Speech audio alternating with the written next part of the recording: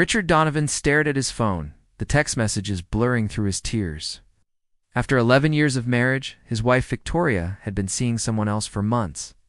Not just anyone, Jonathan Pierce, the real estate magnate whose name graced half the buildings downtown. It was just once, Victoria claimed when confronted, her voice hollow with lies. A mistake at the company retreat. But the evidence told a different story. Hotel receipts, mysterious late meetings, perfume. That wasn't from any bottle he'd given her. Their modest suburban life had apparently become insufficient for the woman who once said she needed nothing but his love. "I don't understand," Richard whispered, his voice breaking in their kitchen. "Was anything ever enough?" Victoria's silence answered more clearly than words could. That night, sleeping in their guest room, Richard scrolled through photos of happier times. The wedding where they'd written their own vows. Their honeymoon hiking through national parks. The housewarming for the home they'd scraped to afford. "Mr. Donovan, your quarterly projections?" his assistant Emma asked the next morning, jarring him from his days at work. As a mid-level marketing manager, Richard had always taken pride in his reliability. Now he could barely remember his password. "Sorry, I'll have them by noon," he promised. Though the spreadsheets on his screen might as well have been written in hieroglyphics. Weeks passed in a fog. Victoria moved out temporarily to clear her head, taking half their photos but leaving her wedding ring on the bathroom counter. Richard's friends offered awkward condolences and invitations he couldn't bring himself to accept. "You should fight for her," his mother insisted during their weekly call. Marriage has rough patches, but this wasn't a patch, was an abyss at night. Richard tortured himself imagining Victoria in Jonathan's penthouse, wondering what the billionaire offered that he couldn't. Wealth, obviously. Status. The thrill of luxury and power. "You need to stop this," his brother Thomas told him over beers. "You're killing yourself over someone who chose not to stay." Richard nodded, but couldn't internalize the advice. His self-worth had become entangled with Victoria's rejection, each day stretching endlessly into a future he no longer recognized, until the charity gala he attended only because his company purchased a table. Richard went through the motions, shaking hands and making empty small talk, when across the room he glimpsed Jonathan Pierce with his arm around a slender woman in blue knot. Victoria. The woman's smile didn't reach her eyes. The woman in blue was Olivia Pierce, and her practiced smile concealed years of quiet desperation. Richard recognized her from society pages, but had never seen up close how sorrow could lurk beneath perfect composure. "Another champagne, sir?" a waiter asked, breaking Richard's stare. "No, thank you," he replied, setting down his barely touched glass. The ballroom of the Grand Meridian Hotel sparkled with wealth and privilege, a world Richard had glimpsed only through Victoria's ambitions. Later, by the terrace doors, Richard accidentally bumped into someone. "I'm so sorry," he began, then froze when he realized it was Olivia Pierce. "No harm done," she said with practiced grace, then narrowed her eyes slightly. "You've been watching my husband." Richard's face flushed. It's not what you think, isn't it?" A hint of bitterness colored her voice. "You wouldn't be the first. Everyone wants something from Jonathan." "I want nothing from him," Richard said quietly, "except perhaps for him to stop seeing my wife." Olivia's composure slipped for just a moment. "Victoria Donovan." Richard nodded. "Third floor, Blakely Building offices, Tuesday afternoons," she said clinically. "Sometimes the Waterfront Hotel." The air between them crackled with shared knowledge. "How long have you known?" Richard asked. "About Victoria?" 3 months, Olivia sipped her champagne. "About the others?" "Years." Richard felt a strange connection with this elegant stranger, the only other person who truly understood his pain. "I'm Richard, by the way." "I know who you are," she replied. "Jonathan keeps files." The conversation might have ended there, but when Jonathan approached with potential investors, Olivia subtly slipped away. Richard found her again near the silent auction tables. "Why do you stay?" he asked before he could stop himself. Olivia examined a painted vase with feigned interest. "Prenup is punitive, and divorce is so... public." "Is public humiliation worse than private misery?" Her eyes met his, startled by his directness. "You Ask dangerous questions, Richard Donovan. These days I have nothing left to lose. A week later, Richard received an email from an address he didn't recognize. Coffee? They met at a small cafe miles from their usual haunts. Olivia arrived without makeup, in jeans and a simple blouse, recognizable from her gala persona. I have a proposition, she said after they'd settled with their drinks. It's not romance, she added quickly, seeing his expression. Something more important. I'm listening. Dignity, she said simply. I want mine back. And I think you do too. Asterisk. Tell me about yourself, Olivia said one evening. The real Richard, not Victoria's husband. They sat in a corner booth of a diner far from either of their neighborhoods there.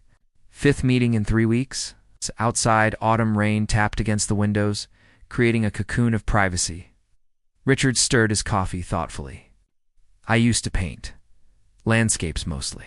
Nothing gallery-worthy, but it made me happy. Why did you stop? Victoria thought it was a waste of time. He gave a hollow laugh. Said if I was going to waste weekends, I should at least learn golf better. For my career? Olivia nodded. Jonathan did something similar with my photography. Called it a cute hobby until I stopped. These confessions had become their ritual, excavating buried parts of themselves, rediscovering who they were before. Their marriages eroded their identities.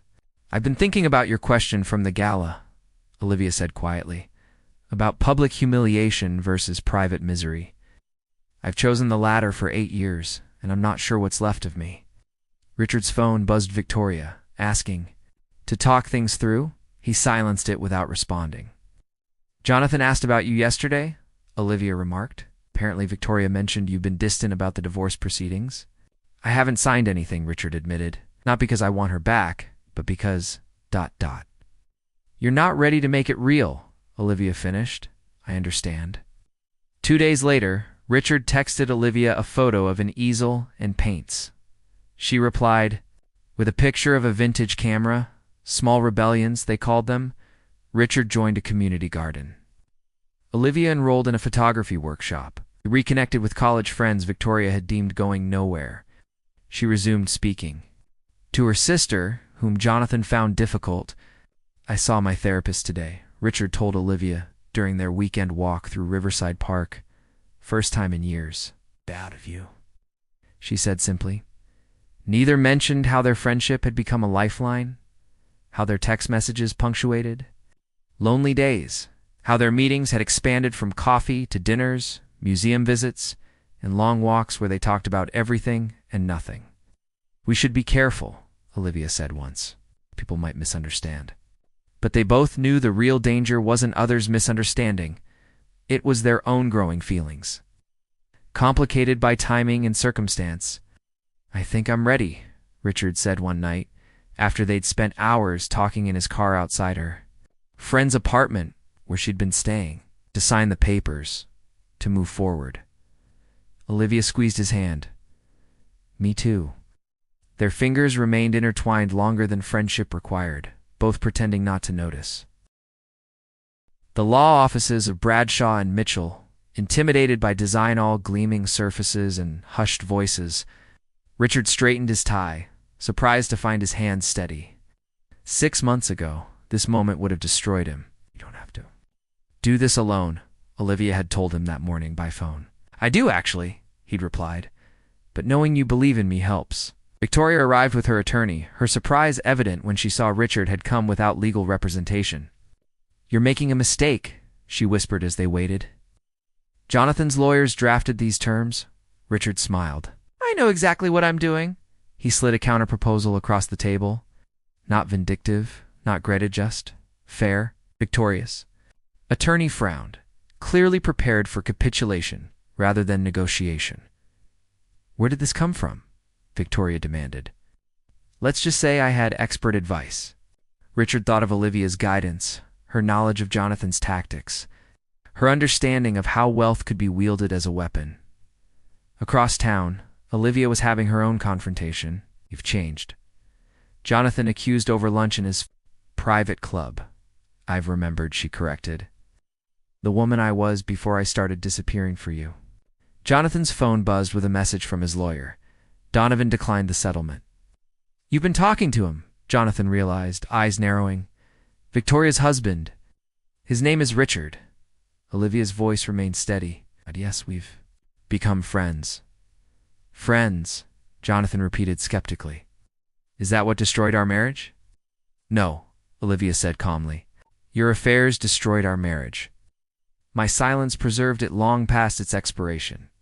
She placed a folder between them, photographs, receipts, records meticulously maintained by the private investigator she'd hired years ago, but never had the courage to utilize. I don't want a scandal, she explained. Just a fair settlement and a clean break. Jonathan's face darkened with fury, then calculation. You won't get a penny more than the prenup. Check with your lawyer, Olivia suggested. Infidelity clauses. Work both ways in New York. That evening, Richard and Olivia met at their favorite diner, both exhausted but lighter. To standing our ground, Olivia toasted with her coffee cup. Richard clinked his against hers. To remembering our worth. Their eyes held, a current of something more than friendship passing between them. For the first time, neither looked away.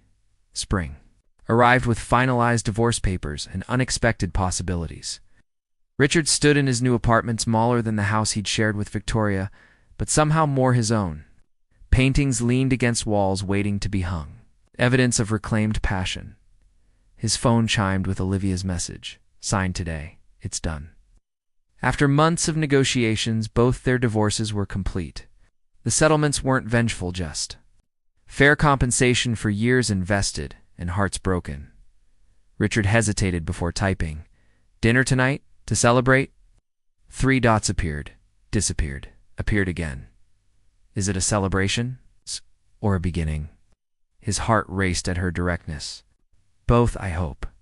At the restaurant, not their usual diner, but nothing extravagant, they faced each other as simply Richard and Olivia, no longer defined by their failed marriages or shared pain.